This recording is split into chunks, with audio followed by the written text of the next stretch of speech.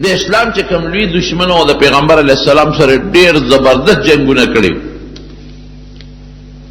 حضرت خالد ابن ولید رضی الله عنه خدای مسلمان ک یو ډیر د عربو یو مشر چې هغه ډیر زیات هوښیار او ډیر قابل او د پیغمبر علیه السلام سخت دشمنو عمرو ابن العاص رضی الله عنه دی هم مسلمان شو.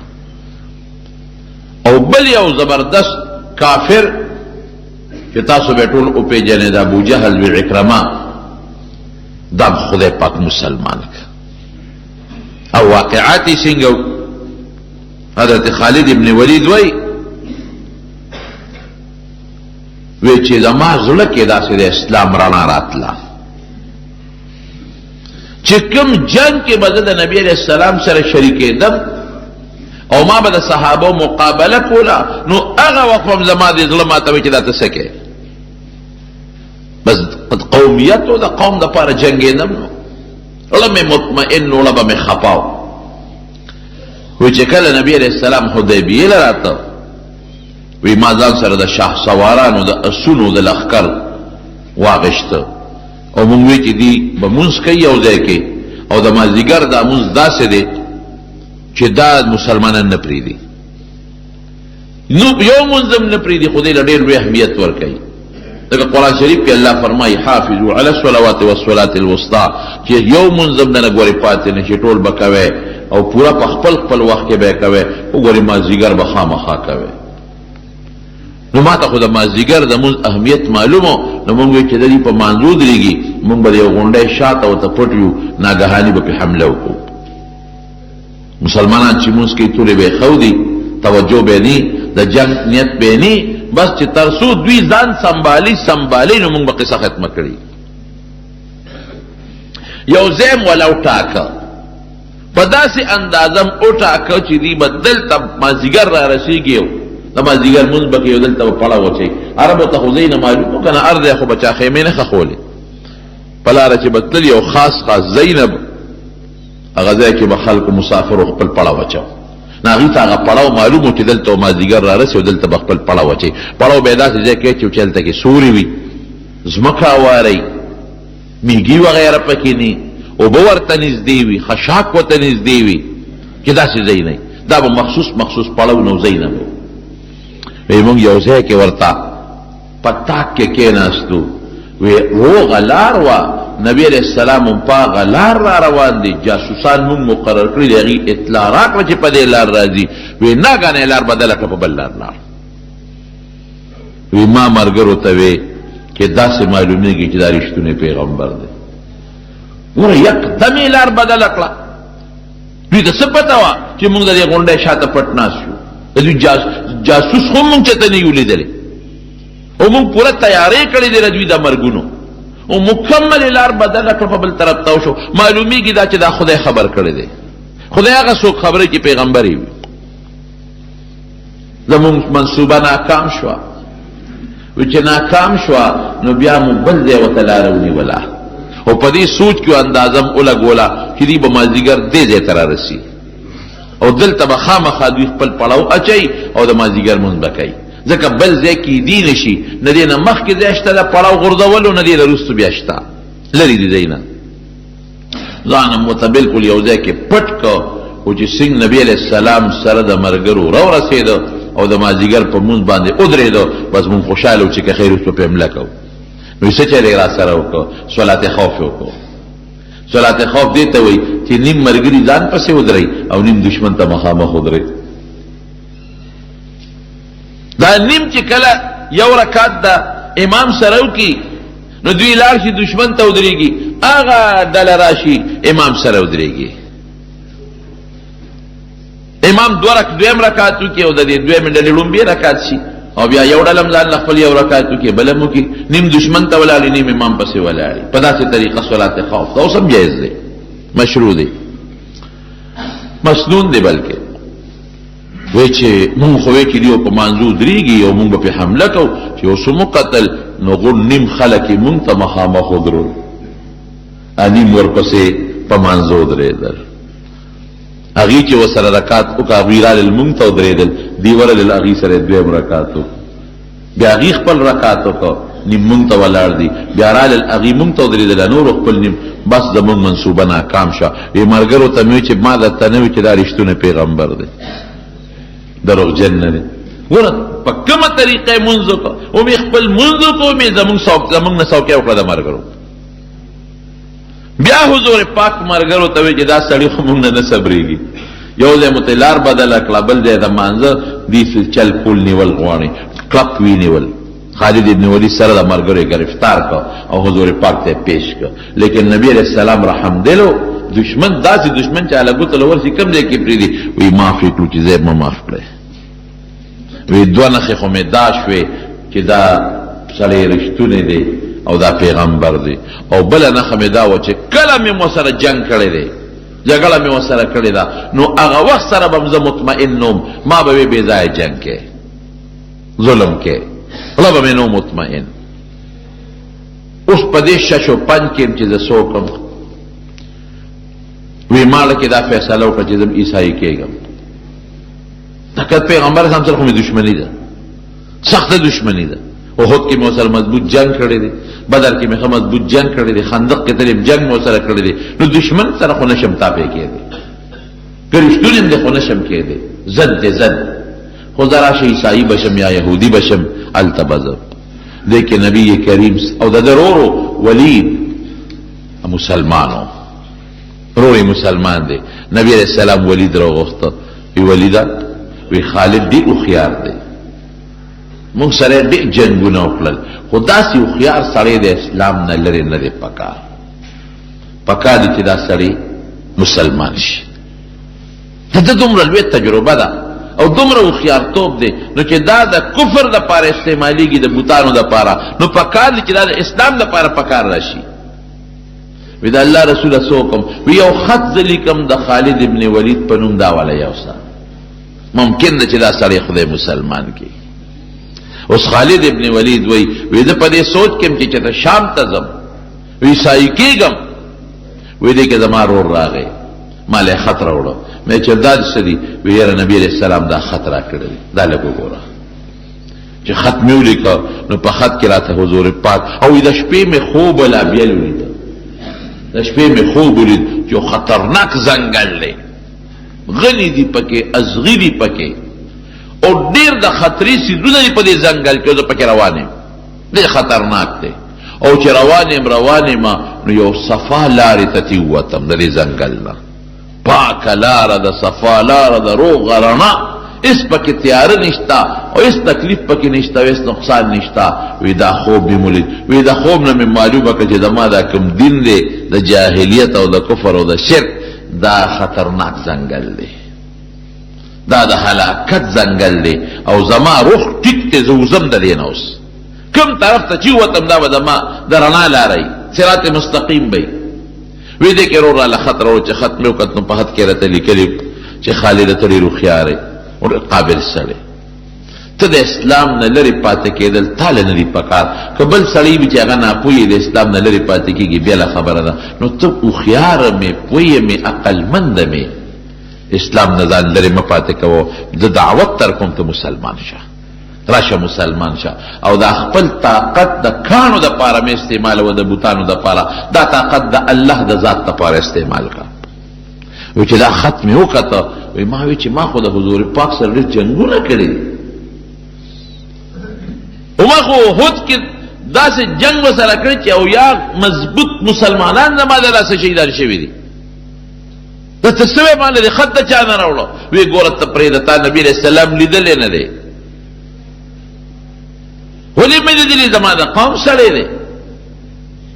53 کاله په دې مکه کې مونږ سره تیر کړی دي وی خانو تا ورته د دې نه دي کتلې حضور پاک ډېر رحم دل دی دا خط قسم دی چې نبی علیہ السلام مال راکړه ستا په نوم وی مې چې خر ورځه خدای به خیر کړي وی زما یو څو دوستان یو صفوان ابن امیه د امیه زوی دی هغه له ورلو د کله مضبوط خلق او جنگي ماهرین کافران صفوان ابن امیه له ورلو دروازه مې وډبوله صفوان بارو خیر دی خالده ما ویرا بس مونږ خو ډېر عمر د دې کانو عبادت وکړو او ما ته خدا سړی دا پیغمبر رښتونی ښکاري ستا څه خیال دی مړه زه چې ځو پرېږده دا کفر پرېږدو او د دې محمد ملګرتیا کوو صلی الله علیه وسلم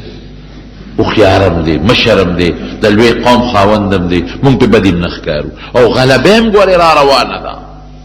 ګیر چاپېره قبایل چې څومره ټول مسلمانان شو نو چې سبا د یرې نه مسلمانانېږو او سبا رسوا کېږو او شرمېږو نو ښه دا نه چې مونږ مسلمانان شو په خپله خوښه وی صفوان ما ته وی چې خالده که دا ټوله دنیا مسلمانان شي او یو کس پاتې شي نو به زیم د خلاف بس نورې خبرې پرېږده بس زه نه مسلمانېږم ټوله دنیا دی د ملګري چې ته یې ملګری شه یو زه به په دنیا کې د دشمن مې د مقابل به ولاړه وی ما وی چېرې دی که دا غصه دی جذباتي دي په دې وجه چې په بدر کې د پلار امیه مړ شوی دی او د ضرور مړ شوی دی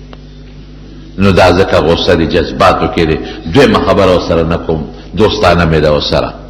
د دې نه پس د لاړمه بیا چاله یو بل زما دوستو هغه له ورلم هغه ته مې ووې اکرمه ته د ابوجهل زوی دی هغه له ورلم اکرمه زما دوستو دم زبردست جنګي ماهر و اکرمه سره وځو مصلحت کوو دا ټوله خبره مې هغه ته وکړه چې مسلمانېږو نه غلبه د دې سړي را روانه ده او بیا چې د رسوایۍ نه اسلام راوړو د زور نه نو بده خبره ده او مونږ ته پته نه چې رښتونه دی او در یو لوی نسب او قوم خاوند دی نو که د مونږ ملګري شو بدي پې نه ښکار وی اکرمه وی چې سوال نه پیدا کېږي چې زه مسلمان شم که دا ټوله دنیا را د تابع شي دا ټوله دنیا زه یو دشمن بیم وی ما وی چې دا د ابوجهل زوی دی پلار یې بدر کې مړ دی د پړه کې غصه پرته ده دا هم نه مسلمانېږي یو بل دوست مې و هغه له ورلم عثمان ابن طلحه هغه له ورلم مې چې عثمانه زما له خو بدل دی زه خو بس ما ته خو د اسلام رښتونی دین ښکاري او دا سړی ما ته رښتونی پیغمبر ښکاري او ډېر زیات مخالفتونه وکړل مونږ څه ګټه وکړه خو بدې خبرې خو نه کوي او د کانو عبادت مه کوئ بوتان مونږ په واقعي په خپل لاس جوړ کړي دي نو چې په خپل لاس هم کوم شی جوړ کړو هغې ته سجدې کوو او زنا مه کوئ نو خبره بده خو نه ده او بچي مه وجنې نو خبره خو بده نه ده هغه وی لونه مه قتلوئ نو خبره خو بده نه ده او بربند طوافونه مه کوئ نو خبره بده نه ده مردارې مه خورئ نو دا څه بده خبره ده پردی مال مه خورئ دا څه بده خبره ده پاک اوسېږئ کومه خبره د هغه غلطه چې موږ پکې نقطه راوباسو عثمان ما ته وی چې خالد مقصد دې څه دی مې چې مقصد خو مې دا دی چې زما خوله کېږي که ته مې ملګری شوې نو زه چې زه مسلمانېږو عثمان وی چې ما هم بېګا دا سوچ کړی ملګری مې ځان له کته ملګری مې کته خو داسې کوو چې یو ځای نوځو که یو ځای ووتو نو هسې نه خلک را باندې شکیان شي نو دلته راته غم پېښ نه شي نو یو ځای د یعجج هلته به ځم لاړ شم او تم راځه هلته به سره میلاوېږو بس وی خوشحاله شم چې ملګری مې پیدا شو وی چې هغه مقام ته زه لاړم نو عثمان زمانه مخکې رسېدلی و په خپل ساري باندې سور و چې لږ لاړو نو عمرو ابن العاص مشر سړی دی هوښیار جنګي ماهر چې مشورې به د مکې کافرانو اخېستې را ده نه به اخېستې هر سره میلو شو مونږ ته وی چته دی مونږ وی خدایه دا خو مشر دی منصوبې د جنګ خو به ده تیارول او قابل سړی دی اوس ده سره څوک و مونږ ورته وی ته چېرته ځې وی نه تاسو راته ووایئ مونږ وی ښه نو بد خو به نه ګڼئ وی زه پوه شوم در باندې زه پوه شوم تاسو جوړ مدینې ته روان یې مونږ وی همدغسې وګڼه وی زه م روان یم زه م روان یم څه سوچ دی ستا ته م روان یې ستا څه سوچ دی وی زه خو د ډېرې مودې نه په دې سوچ کې چې زه به کله نه د اسلام کې داخل شم مسلمان بشم خو د خپل قومیت مې پرېښودم نن مې لکه سوچ وکړه چې راشه د دې ګنده ځان وباسه ووایي چې ګوره اوس اسلام خو عجیبه دین دی که نه قسم دی چې سړی سوچ وکړي زمونږ دا دین مونږ له خدای خوښ کړی دی الله وایي ورضویت لکم الاسلام دینا پاک دامنۍ والا دین دی پاک دامنۍ والا مرداره مخوره پردی مال مخوره د مشر عزت کوه د مور پلار احترام کوه د بچی او د یتیم په سر لاس ایږده خدای ته سجده لګاوه د لونو حق مخورا، د خور حق موها، گاونډي ته ضرر مرسوه. دې کې کومه داسې خبره چې هغه زمونږ د فایدې نه ده؟ کومه خبره کې زمونږ تاوان دی؟ د شریعت خلاف چې مونږ سر و باسو، د شریعت خلاف چې مونږ ځان چلو، نو دا کې به زمونږ پوره تاوان دی. ولې لور جمدی خقولو کې تاوان نه دی؟ ولې لور لخپل حق ورکولو کې تاوان نه دی؟ ولې بدعملي کول او زناکاری کول تاوان نه دی؟ د وجود تاوان، د مال تاوان او د مسلمان عزت اغشتل تاوان نه دی؟ ولې پردې مال خوړل، ستا مال چې څوک خوري ته نه خفه کېږي نو پردې ولې خوري؟ ستا د مشر چې څوک قدر نه کوي ته نه خفه کېږي نو پردې مشر قدر ولې نه کوي؟ ستا د بچی په سر چې څوک لاس راکاږي ته پې خوشحالېږي، د پردې بچی په سر ولې لاس نه راکاږي؟ ستا گاونډي چې تا ته ضرر رسي ته خفه کېږي نو ته ولې بل گاونډي ته ضرر رسي؟ تا سره چې څوک ښېګړه وکړي او ته یې قدر ونه کړې خفه کېږي به که نه؟ نو چې خدای در سره ښېګړه کړې ده نو د خدای قدر ولې نه کوې؟ سر ورته ولې په ځمکه نه ږدي؟ د اسلام کومه خبره داسې ده چې هغې کې زموږ تاوان دی، خو موږ ځان له په خپله د اسلام خبره تاوان ګڼو. اسلام کې قسم په خدای زموږ ګټه ده. اسلام رڼا مذهب دی، اسلام روښانه مذهب دی. کور کې امن، گاون کې امن. اوس خو اسلام خلکو په غلط رخ استعمال کړی دی، په ډېر غلط رخ استعمال کړی دی. نو خلکو ته مه ګوره، جرمونو د خلکو ته مه ګوره، اسلام ته وګوره. یو سړی وی راغی که نه مسلمان شو، جومات ته وی راننه وته، نو هغه چا ورته وی سپلی ځان سره دننه کا. وی ولې؟ وی دا خلک پټۍ دلته غلا کوي، دا مخکې ځان سره یو څه. هغه وی څوک یې پټۍ؟ هندوانې پټۍ دلته هندوان ستاسو؟ وی نه. عیسایانې پټۍ عیسایان ستاسو؟ وی نه. یهودیانې پټۍ یهودیان ستاسو؟ وی نه. وی څوک یې پټۍ؟ وی دا مسلمانان. زه بس وی دغه دین ته مې سلام دی چې خلکو له سپلی پټۍ. نو ګوره هغه قمقلو، هغه هوښیار نو قمقلو. ولې؟ د یو شخصیت ته وجې دین مه بدنامه وه. یو سړی غلطي وکړه، یو سړی پښتون غلطي وکړه، نو د پښتو خو نه بدنامېږي ورسره. د یو قوم سړي یوسفزی کې یو سړي غلطي وکړه، نو ټول قوم خو ورسره نه بدنامېږي که نه؟ یو مولانا صاحب ته چا وی شیخ غلا وکړه، شیخ غلا وکړه. هغه وی ګوره ګیره مه بدنامه، داسې مه وایه چې شیخ غلا وکړه، ګیره دې بدنامه کړه. داسې وایه چې غل شیخ شوی دی، داسې وایه چې غل ګیره پرېښې ده د خپل اغلا دپاره، چې که ګیره مې نه بیا به خلک را باندې ګمان بدو کوي. ګیره به پرېږدم څوک به را باندې د غل ګمان نه کوي. دارالعلوم دیوبند نه سپلی پټه شوې چې هغې طالب غلا کړې ده. مولانا صاحب نه داسې مه وایه چې طالب غل شوی دی، داسې وایه چې غل طالب شوی دی، د طالبې جامه کې را ننوتلی. نو اسلام به نه بدنامه. یو شیخ غلطي وکړه، ګیره به نه بدنامه. ګیره خو ورته نه دي ویلي چې دا غلا وکړه، ګیره خو یې منې کوي. یو مولا نه غلطي وشوه، مولا پسې مولایتوب پسې به کنځله نه کوي. مولای خو ورته نه وایي چې دا کار وکړه، ده غلطي وکړه. نو اسلام به نه بدنامه. اسلام ډېر ښکلی مذهب دی چې الله فرمایي ورضیت لکم الاسلام دینا، ما د اسلام غوندې دین غوره کړی دی. نو چې خدای کوم شی غوره کړي ابه د خیر کې د شر به وایي، اوس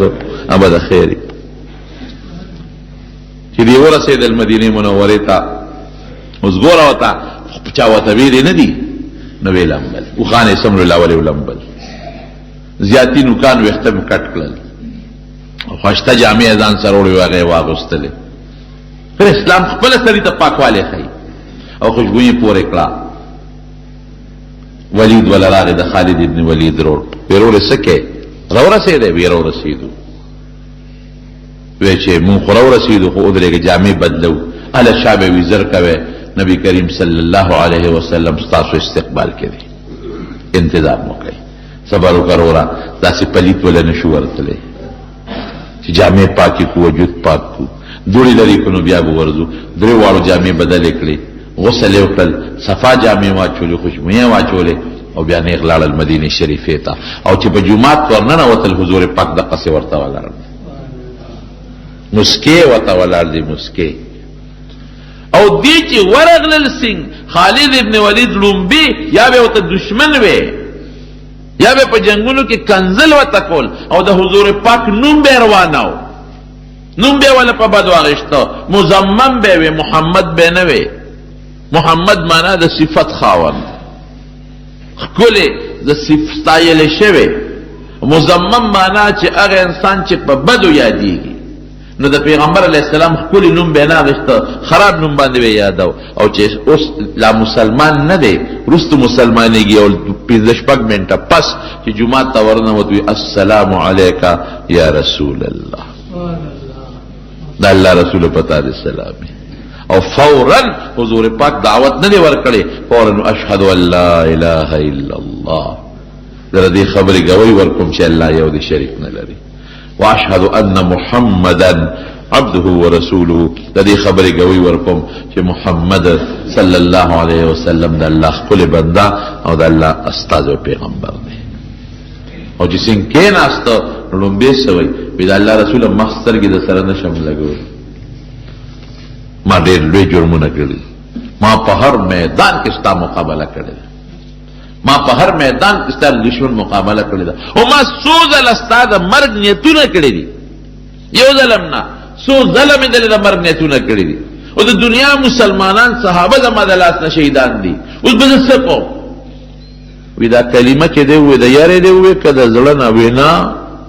بیاره نشته دا مې د زړه نه وی د زړه نه زه دا منم چې اسلام حق دین دی او ته د خدای رښتونی پیغمبر یې وی زه بس الاسلام یهدم ما کان قبله دینه مخکې چې دې څه کړي دي د اسلام د وجې معاف ختم خدای دا درې مضبوط کسان مسلمانان کړل ګوره اسلام ورو مضبوطېږي که هغه بل عثمان ابي رستم هغه بل عكرمه ابو جهل زوی ام بیا رستم مسلمانې دی وخت نه رستم مسلمان شو او چې کله مسلمان شو تجربه خو شتا اتفاق د غزوه موته جوړ شو یو کافر دی لوی شرحبیل ابن عمرو غسانی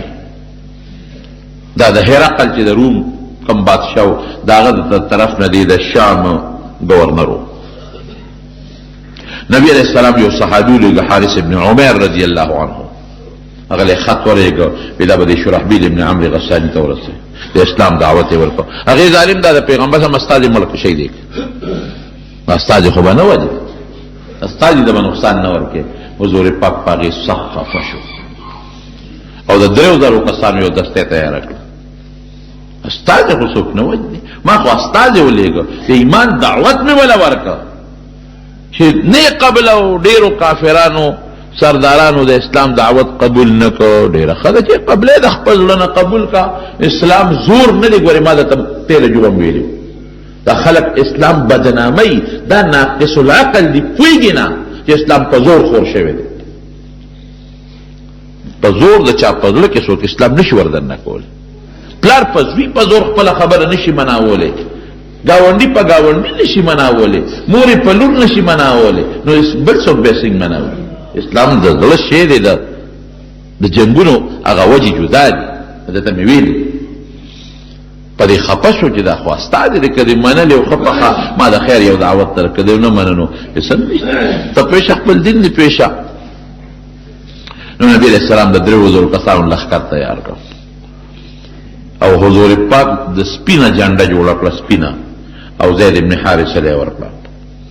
او وی فرمایل وی دا زید تاسو امیر د مشر دی کدی شهید شو نو جنډه به د جعفر سره ابا امیری که جعفر شهید شو نو جنډه به د عبد الله ابن رواحه سره او که عبد الله ابن رواحه شهید شو نو چې بیا چام جنډه واغشته به د مسلمانانو مشر نو چې پیغمبر علیه السلام دا خبر وکړو دا ښکاره وکنه چې زید به شهید کېږي تو پیشنګویي شوه جعفر به شهید کېږي عبدالله ابن رواحه رضی الله عنه به شهید کېږي دوی چې لاړل یو ځای ته ورسېدل هغې شرحبیل ابن عمرو غسانی ته پته ولګېدله چې مسلمانانو خو زما خلاف لښکر را لېږلی دی هغه د روم بادشاه هرقل ته اطلاع ولېږله هرقل د 3 لکو فوج راولېږه 3 لاک 3000 او 3 لکه 3000 او 3 لکه څومره لوی فرق مسلمانانو ته چې پته ولګېدله د جاسوسي نظام نه بغیر جنگ نشي ګټلی جنگ کې به خامخا ستا جاسوسي نظام چې ته د دشمن د حالاتو نه خبرېږي څومره وسله ده څه قسم وسله ده په کوم طرف در باندې راځي دا غوی اراده شتا نشتا ډېرې خبرې دي په جاسوسي نظام نه اوس هم فوج نه چلېږي بغیر جاسوسي نظام نه جاسوسي نظام په هغه زمانه کې مو نبی علیہ السلام هغه صحابه سره لېږلو چې راغی وي 3 لاک لښکر دی کم و بیش صحابه وایي چې دا خو موږ لږ یو 3 زره خو د 3 لکو مقابله نشي کولی واپس شو نبی علیہ السلام ته به الو وایو چې لښکر خو 3 لکه دی عبدالله ابن رواحه رضی الله عنه لښکر والا ته وی اے مسلمانان وی سمو خیال دی زمون مقصد د دنیا ژوند دی او که د آخرت وی د آخرت وی مقصدم جنت دی که دنیا ده وی جنت نو خو چې هغه ډیر دی مونږ کم یو مړه شو نو چرته بځو خو جنت ته بځو کم خوا بځو نو واپس ته لځو او وی قسم دی د مرګه زه یریږم تاسو نه یریږئ زه د مرګه یریږم ذکر رب العالمین قرآن شریف کی فرمائی ان منکم الا واردها کان علی ربک حتما مقضیا وی تاسو کې هیڅ حکم داسې نه پاتې کیږي چې په جهنم ور نشي هر سړی به په جهنم ورځي جهنم باندې به یو سړی نه پاتې کیږي ان منکم الا واردها الله یو کس داسې نشته چې په دوزخ ور نشي هر سړی به پې ورځي کان علی ربک حتما مقضیا دا د خدای مضبوطه فیصله ده نو یریږم خو زه هغه د جهنم ورتللو نه مراد د جهنم د پاسه پل دی تاسو جو د پل صراط وایي په هغې تلل دي دې نه هېڅوک نه بچ کېږي په جهنم د پاسه بار سړی تېرېږي او ښکاره خبره د احادیثو کې دا دي چې هغه پل بغیر د خدای د طاقت نه په هغې پورې وتل ممکن نه دي ګرانه خبره ده نو د مرګه خو زه یریږم زه په دې سوچ کې چې مړ نه شوې ځکه دغه جهنم سره به څه کوې پل سره به څه کوې پورې به وځم او که نه نو چې زه تاسو نه زیات یریږم او زم بیا وایم چې بس نه ځو واپس چې مړه شو به شهادت راغی او که جنګي پاتې شو نو څه به کېږي قوم کې جذبه پیدا کړو دی چې پې ورځو موتې ته ورسېدل جنګ شروع شو غزوې موته ورته وایي جنګ شروع شو او دا په جمادی الاول 8 هجري وه جنگ داسې شروع شو چې چاته 3 لکه او چاته 3 زره داسې جنگ شروع شو چې اق زید ابن حارثه رضی الله عنه چاته جنډه وه دا شهید شو لومبی هم دې شهید شو مشر مخکې دې مخکې جنډه ورسره وه خو چې څنګه دې شهید شو نو فورا حضرت جعفر جنډه واغشته ځکه نبی کریم صلی الله علیه وسلم خو ویلي دغسې فرمایلی جعفر چې جنډه واغشته یو کافر پر منډه کړې دا ښې لاسې وله و دا ترې پرې شو زر یې په دې ګس لاس په دې جنډه ونیوه هغه توره اوچته کړو ټس چې دا ګس لاسې ته و دی هم پرې کړو د زر په دې خپو کې او دې سینه کې جنډه را ټینګه کړه هغه پرې ټس چې وار وکړه دا سر یې وله و نو 3 نمبر جنډه عبدالله ابن رواحه واغشته څنګه چې حضور پاک فرمایلی کافر پاغر راغون شو عبدالله ابن رواحه شهید کو جنډه خالد ابن ولید لاس کې واغشته اوس نبی کریم صلی الله علیه وسلم ته دا منظر خدای دقه سه مخامخ خی نیخ پنه غیوته خی مکاشفه د کشف دی دا وته خدای پردې ختم کړلې او دا منظر دقه سه وته ښکاری او جمعات کې ناشته او فورا رسول الله مبارک په جلا شو او فورا وی قتل زید شهید شو اخذ الرأیت جعفر جنډه واغشته بیوی جعفر شهید شو اخذ الرایت عبدالله ابن رواحه جنډه پلاس کې واغشته او سترګې بیگی بخاری شریف په حدیث ته او بیا فورا فرمایي وی عبدالله ابن رواحه شهید شو او جنډه چا واغشته اخذ الرایت سیف من سیوف الله دا الله د تورو نه یوې تورې جنډه پلاس کې واغشته خالد ابن ولید ته ځکه سیف الله وایي دا الله توره دې مینس کې یو خبره کومه خالد ابن ولید د دنیا جهادونه کړي دي نه پس مضبوط لوی مجاهدو دی وی فرنٹ لاین چې وته وي خط اول وته وي لومبه د رستو کړل او چې کوم رستو دي خلک دي مخکې کړل ترتیب بالکل بدل کو دو وجونه یو خدا چې د مخکې خلک ستړي دي دمه بشي رستو خلق هغه ستړي نه دي دا به مخکې کم دویم دا چې دشمن باندې به روح پریوزي ځکه دا مخکې خو څومره دی وجنګېدل نو پیژني یو بل هغې باندې به دا روپ پرېږدي چې دا جوړ نوی لښکر وله راغی. ګور جنګ کې به دا حکمت عملي استعمالی چې سار له جنګ شروع شو او خلک یې خواره واره کړل، صفونه ګډ وډ کړل، یو صف د یو نه لري، بل د بل نه لري، بل د بل نه لري، او سیروستو په غونډو کېنول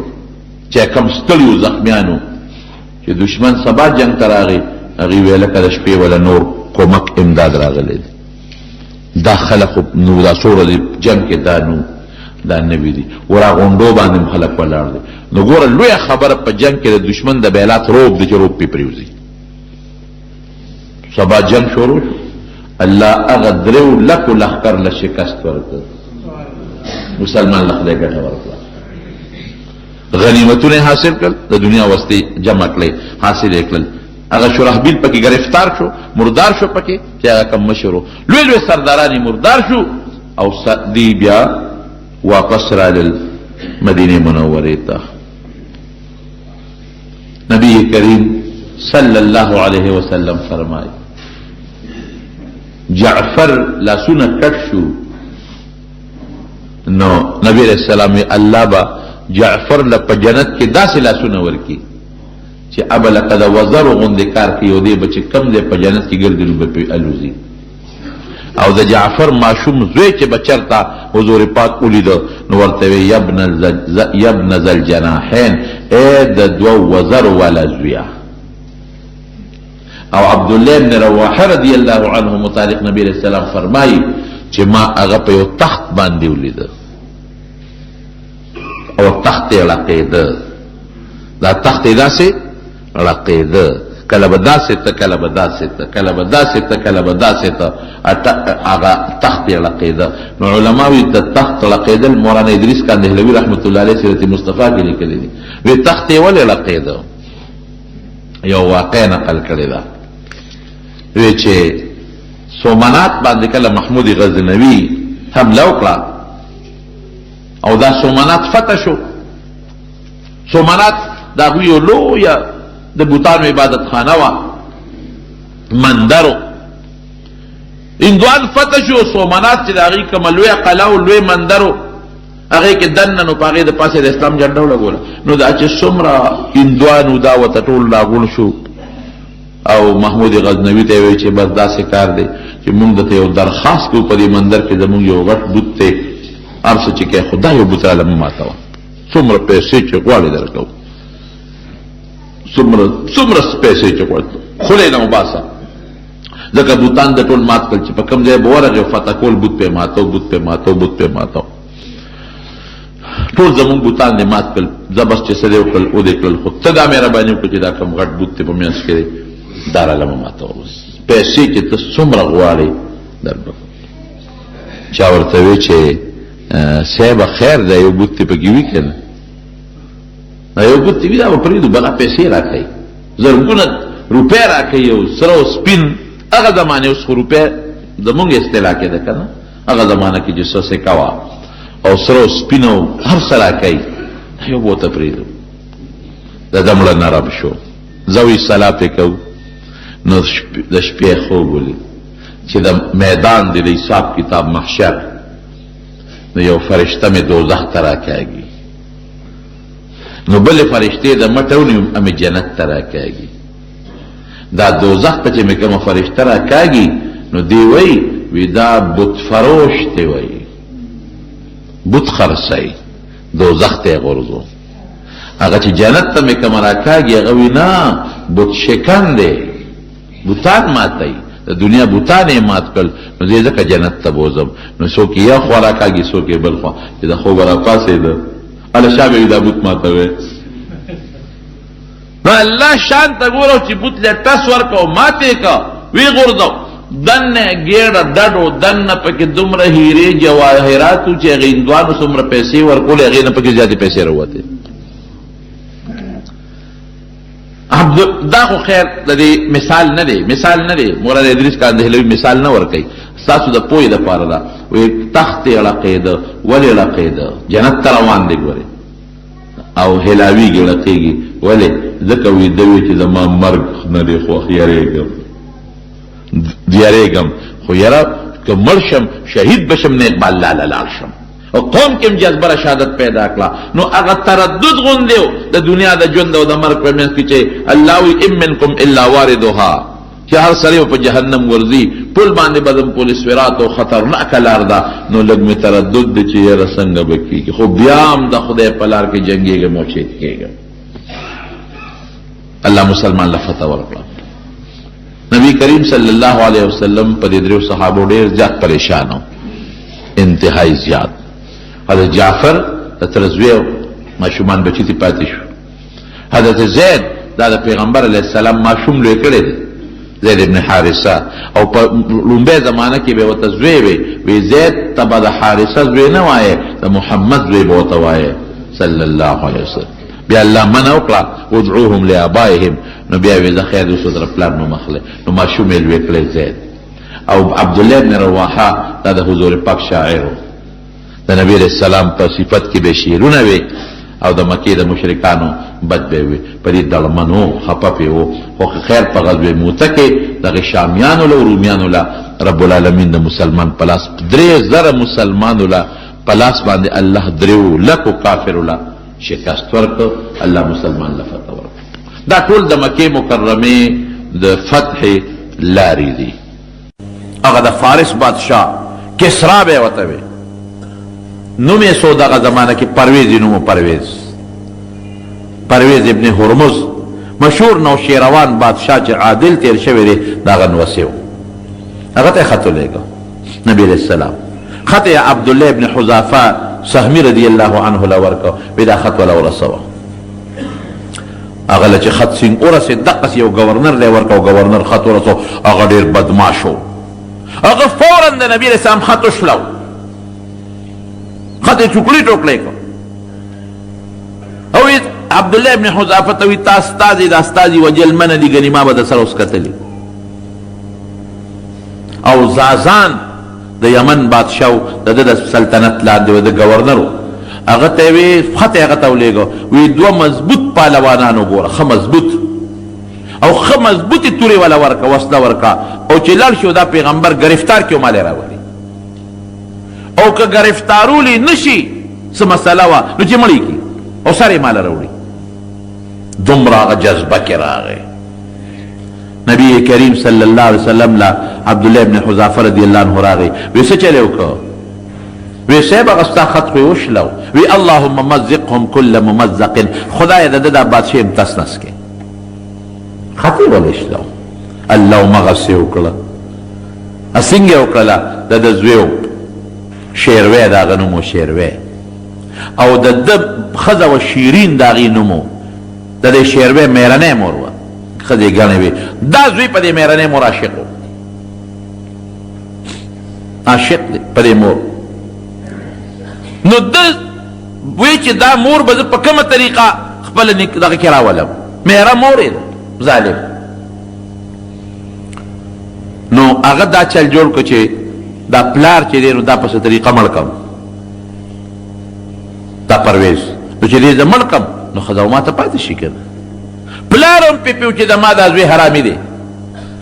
دی هر کله چې په ما بس حمله کوي ځان به یې ساته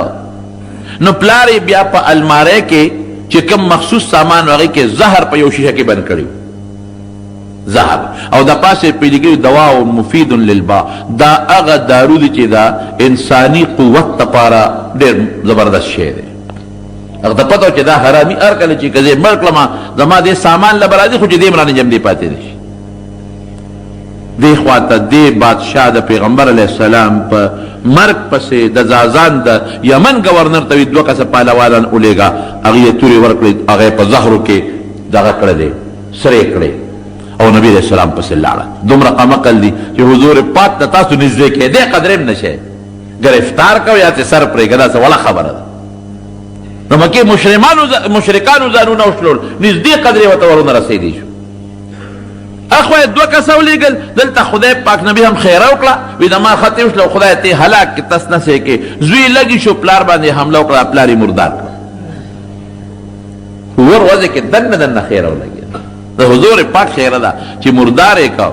هلته میرې مور ته پته ولګېدله چې زما خاوند خو یې مړ کو او دا خو به اوس ما ځان سره ساتي نو دا خو زما دپاره غټ شرم دی هغې زهر اوس کله هغې ځان مړ کو چې دا خو ماله شرم دی. ده چې څنګه پلار مړ که ورغې د پلار الماری کوله وکړه، مخصوص سامان اوس په قبضه کېلي، بادشاه یې په قبضه کې واغېشته، لکه څنګه چې دغه راشي یو څه ورته مارشل لا ولګي، مارشل لا ولګوله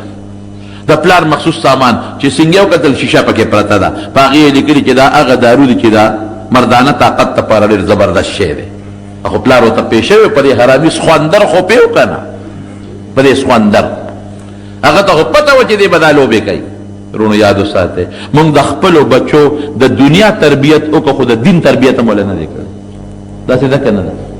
موږ خپلو بچو له د دنیا تربیت کوو چې دې ډېرې پیسې وګټي، دنه غټ افسر جوړ شي، غټ تجارتي ته جوړ شي او ډېرې پیسې وګټي، خو دینی تربیت هم ته جوړ نه کړه. نو چې دینی تربیت ته بچي له ورنه کړه دقسې سخوندر به ته جوړېږي. بیا نه پلار پېژنې او نه مور پېژنې، نه خور پېژنې او نه رور پېژنې. او که بچي له دینی تربیت ورکړه نو د پلار او د مور په قدر به پوهېږي. بیا هغه ته خو پته وه چې زما دا زوی بار کله لوبه کوي، دا شی ورته زهر یې ورته بند کړو چې هغه شیشې ته او زما د پلار چې دومره ښځې ساتلې دا دارو به یې خوړل، شیشې په خولې راواړو له قلقل خو چې څنګه تېر شو بلاتې وټکولې هغه مردار شو. ښځه هم لاړه، بادشاه هم لاړ، زوی هم لاړ. د پیغمبر علیه السلام دعا ټیک شوه که نه؟ تس نس شوه. هلته هغه دوه کسان نبي علیه السلام له ورسېدل، تورې پټې کړي دي چې ګورې و دې به څنګه به ګرفتاره و، بلا ملګري ته ګیر چاپېره تو دي، بلا ملګري دي. لوی شان دی د حضور پاک، خو لوی شان کې دی او د دنیا ملګري ته ګیر چاپېره تو دي او د حضور پاک ملګري ماشاءالله دنیا کې داسې چېرته نه تېر شوی چې لاړې به یې توکلې ابه صحابو لاسونو کې نیولې په مخ پې مږلې، چې خولې نه به یې خراش کې توکه صحابو به لاس کې نیوه په مخ به یې مږه. او چې دی ورغلل او د پیغمبر علیه السلام د مخ مبارک ته وکتل، پوه شو هم پوه شو چې دا د وجلو قابل دی، ځان وجلو په خلکو او دا خو مخ نه رڼاګانې خېږي. خو چې څنګه نبي علیه السلام ته مخامخ ودرېده نو پیغمبر علیه السلام ته خو خدای کمالات ورکړي وو که نه؟ ورته څه وایي نبي علیه السلام؟ ورته وایي ان ربي قتل ربکما، تاسو چې کم ستاسو کم رب دی او زما مرګ پسې را لېږلی یې، زما رب ستاسو رب وجلی دی. معلومات والی او زه تاسو راغلی په غلط نیت یې، خو یو خبره درته کوم، استته نه ویم، تورې ملان سره دننه پټې کړي دي زه در باندې پوه یم، خو یو خبره درته کوم چې د ایمان دعوت در کوم مسلمانان شي. او کوم زازان چې را لېږلی یې د یمن بادشاه هغه ته هم ووایې چې دغه پیغمبر تالم د ایمان دعوت درکوي، اگر چې ما پسې دوه کسه راولېږل مرګ پسې، خو تالم د ایمان دعوت درکوي. دوی دا خبره د دوه کسانو نوټ کړه چې زما رب ستاسو رب وجلی دی، نوټ یې کړه. کله یې وجلی دی؟ بېګا شپه. دوی چې واپس زازان ته لاړل ورته یې ویل صاحب هغه خو د آخرې زمانې پیغمبر معلومېږي، دغه مخ خو څه بل شان رڼا کوي، دغه اندازه داسې ده د دې وجود نه پته لګي چې دا رښتونه دي، او بل داسې ملګري دي چې خو په هغه ځان قربانوي. او موږ ته علم وایي چې تاسو په جامو کې تورې پټې کړې دي. دیم راته ووایي دا د پیغمبر صاحب معجزه به وه، دیم راته ووایي او دیم راته ووایي چې ستاسو رب چې دی زما رب ستاسو رب وجلی دی. دا څنګه خبره کوي؟ او موږ ته هم د ایمان دعوت راکړه او زازان د یمن گورنر تا ته هم د ایمان دعوت درکړی. هغه ودرېږه معلومات کړو چې دا خبره رښتیا ده که دروغ ده. چې معلومات یې ورکړل بعینه دقه وخت کې دغه شیروی لګېدلې وه خپل پلار یې وجلی. بادشاه د فارس بس زازان مسلمان شو، گورنر د یمن سره د ټولو خلکو مسلمان شو. او هغه دوه کسان چې هغه کوم هم خدای پاک مسلمانان کړل. او د فارس د بادشاه نه بادشاهي لاړه ختمه شوه. لور یې بادشاه کړه، زامن یې نه و. نبي اسلام ته چې اطلاع راولېږله وی اهل فارس خو جینۍ یې مشره کړله، وی لا یفلح قوم ولوا امرهم امرأة، وی چا چې ښځه مشره کړه دا قوم به چرې نه کامیابېږي.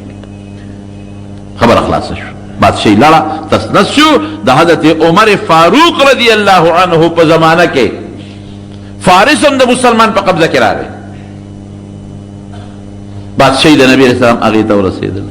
او د هرقل هغه خبره چې کړې وه چې که دا رښتونی پیغمبري نو بادشاهي به زما د قدمونو له رارسېږي همغسې وشوه. شام د مسلمان قبضه کې راغی، مصر د مسلمان په قبضه کې راغی، یمن د مسلمان قبضه کې راغی. دا د عثمان رضی الله عنه زمانه کې ټول روم او دغه علاقې د مسلمان په قبضه کې راغلی. نور خطونه نبی علیہ السلام لېږلي دي. نجاشي ته یو خط لېږلی دی د حبشې بادشاه ته، هغه ته یې خط ولېږه. خط یو صحابي له ورکړ او د نجاشي ته یې ولېږه. دا د حبشې بادشاه و، ډېر ښه سړی و. هغه عجیبه انداز کې دی. خط چې کله نجاشي ته ورسېد پیغمبر علیه السلام ورته ډېر ښکلی خط لیکلی و، ځکه د نجاشي بادشاه سره مسلمانان اوسېدل، د مکې نه مسلمانانو هجرت کړی و حبشې ته. دې بادشاه ډېر زیات قدر د مسلمانانو کړی و، ډېر. نبی علیہ السلام ورته وویل چې ته خو اول د خدای حمد ادا که خدای بادشاهي درکړې ده. زه ستا شکریا ادا کوم چې زمونږ مسلمانان درغلي دي او تا سره په حبشه کې پراته دي او تا هغوی له امن ورکړی دی، د هغوی د قدر کړی دی، د هغوی د احترام کړی دی، د هغوی د عزت کړی دی. زه د خدای رسول یم او د خدای بنده یم او تا له دعوت در کوم ته مسلمان شه. او د عیسی علیہ السلام متعلق زما دا سوچ دی، ما ته خپل الله وایي د عیسی علیہ السلام چې دی د خدای بنده دی، دی د خدای زوی نه دی او نه خدای دی. رښتونی دین چې کوم د عیسی علیہ السلام او د موسی علیہ السلام هغې ته تاسو رابلم. بس هغې نجاشي بادشاه چې خط سینګ ولوسته ملګري راوغوښتل، ملګرو ته یې وویل چې دا د آخرې زمانې پیغمبر دی، بلکل رښتونی دی. تاسو چې هر څه کوئ خیر هم په دې کې دی چې د تابعداري وکړو او مونږ په ده باندې ایمان راوړو. زمونږ په کتابونو کې چې د آخرې زمانې د پیغمبر کم صفتونه دي ټول پکې موجود دي. دویمه خبره پکې نشته. ګوره سړی مخلص و نو خدای نجاشي هم مسلمان شو، د حبشې بادشاه، او چې څومره د قوم رعیت و هغه ټول مسلمانان شو. او بیا نبی کریم صلی الله علیه وسلم ته یو خط راولیکه او خط کې لیکلي چې د الله رسوله ته زما نه اگر چې لرې زه ستا نه لرې خو بلکل ستا دعوت ما ومنه او تا باندې ما غایبانه ایمان راوړه. زما ټول قوم هم پته ایمان راوړلی او دې کې څه یره نشته. دا مونږ خالص د خپل زړه نه مسلمانېږو. زمونږ زړه دا وایي، زمونږ کتاب دا وایي، زمونږ معلومات دا وایي چې ته د خدای رښتونی پیغمبر یې. او زه خپل زوی درلېږم، زوی سره 50 شپېته کسان کړل او بلا تحفې تحایف یې ورکړل چې دا نبي علیہ السلام له ولېږې. څه وینځې یې موله ورکړلې، وی دا به نبي علیہ السلام له ولېږې. اتفاق دا و چې هغه کښتۍ په دریاب کې غرقه شوه او دی ورته ویلي په خط کې لیکلي و چې که ستا زه خو دلته بادشاه یم رعیت په غاړه دی نو که ته اډر کوې نو زه به دا هر څه پرېږدم ستا خوله به درشم. نبي کریم صلی الله علیه وسلم ته چې د هغه خط راورسېد ډېر زیات خوشحاله شو، دعا یې وله وکړله او خوشحاله شو ډېر زیات. او ته چې نه د خپل رعیت سنبالوه دلته مه راځه. بیا دغه نجاشي بادشاه اصحمې نوم و اصحما دی بیا وفات شو. نبی کریم صلی الله علیه وسلم صحابو له په مدینه منوره کې اطلاع ورکړه، وی نجاشي د حبشې بادشاه اصحما وفات شوی دی او ما ته جبریل علیه السلام ووی که ته په جنازه کې چې دا کټ درته رانږدې کړم نو راځئ چې جنازه پرې وکړو. نو پیغمبر علیہ السلام مخکې شو، صحابه ورپسې شاته ودرېدل او حضور پاک په هغه غایبانه جنازه وکړله. دا غایبانه جنازه ګورې په شریعت کې نشته. ښه ډېر صحابه په داسې ځایونو کې وفات شوي دي چې د جنازې هم څوک نه و، نبي هم په جنازه نه ده کړې او که ته به په نجاشي خو یې کړې ده نو هغې کې حدیث موجود دی چې جبریل علیه السلام ورته وویل چې زه درته دا کټ را مخامخ کومه. نبي علیه السلام وایي ما ته یې کټ را مخامخ که ما لیده تاسو نه لیده نو دا گویا کې غایبانه نه شوه، مخامخ په مخامخ په حاضر جنازه کړې ده او دعا یې موله غوښتلې ده. دغه خطونه اوس هم شته. نجاشي والا خط ام محفوظ پروت دی، هرقل والا خط ام محفوظ پروت دی او کم خط چې دا فارس بادشاه د نبی هم اوشلو ام محفوظ پروت دی. خو یاره هغه چې کم خط دی نو ټوټې ټوټې دی، ټوټې شوی دی. داسې مقوقس بادشاه ته، د مصر بادشاه ته، د یمن بادشاه ته، مختلفو بادشاهانو ته نبی کریم صلی الله علیه وسلم خطونه ولېږل بعضې پکې خدای مسلمانان کړل، بعضې پکې کافر پاتې شو. د اسلام طریقام دقه ده، چاله په خولې دعوت ته ایمان ورکوي، چاله به د خط په ذریعه ورکوي، چاله د کتاب په شکل کې به ورکوي. نو دا شپږمه اومه هجره دا د نبی علیہ السلام د خطونو وه. خدای پاک مسلمانان ډېر زیات کړل دې سره، اسلام ډېر زیات خور شو. او بیا د هغې نه پس په اومه هجره کې د یهودیانو چې کوم لوی ګړو خیبر هغه فتح شو. خیبر کې ډېرې غټې غټې قلاګانې وې، هغه پکې فتح شوې. او د خیبر یهودیان هغه پکې تابع شو د نبی علیہ السلام. اسلام او ایمان خو یې راونړو محرم 7 هجره کې، خو بس بهر کیف تابع شو. ځمکې د مسلمان په قبضه کې راغلې، باغونه د مسلمانانو په قبضه کې راغلل. حضرت صفیه رضی الله تعالی عنها دا د خیبر د یو حیی ابن احتب لوی یهودي و، د هغه لور وه، هغه په غنیمت کې نبی کریم صلی الله علیه وسلم ته ورسېدله. مخکې یو صحابي د دې دحیه له نبی علیه السلام ورکړې وه، خو دا خفه وه. وی زما پلارم په دې جنګ کې مړ شو، رور مې مړ شو، خاوند مې مړ شو، نو زما دا خوښه ده که ما د مسلمانانو بادشاه په خپل نکاح کې والي نو ښه به حضور پاک پې ډېره ښه ده. نو ازاد یې کړه، نو ستا خوښه ده ته م ازاده کړې، که خپل قوم سره پاتې کېږي هم دې خوښه ده، او که ما سره په نکاح کې پاتې کېږي هم دې خوښه ده. وی نه، مسلمانه شوه، مسلمانه شوې. دا خو د خدای پاک ستا غوندې شخصیت ما له خاوند راکوي، زه څه کوم په نورو خلکو. مسلمانه شوه. په دې مخې داسې یو داغ و، سور غوندې داغ و. چا یې تپوس وکړ یا داغ د څه دی؟ وی ده چې کله واده شم خاوند یې کنانه ابن الربیع و، چې واده شم نو ما خوب ولید د شپې چې د مدینې نه یو سپومۍ اوچته شوه او د اسمان دیني مې ته ورسېدله، او نیغه زما دې غېږ کې را پرېوته. نو زما خاوند هم نجومي و او د پخوانو کتابونو پوه و، ملا و. نو ما مې خاوند ته دا خوب ووی، وی هغه څپېړه اوچته کړه او زه په دې مخ ښه مضبوطه ووالم. دا داغ د هغې دی. وی ما ته وی ته جوړ د مدینې د بادشاه د نکاح خوبونه یې نه وی ما چې دغه خوب مې لید څه خبر. او مقه خوب خدای رښتونی کړ، د حضور پاک نکاح له خدای راوسته.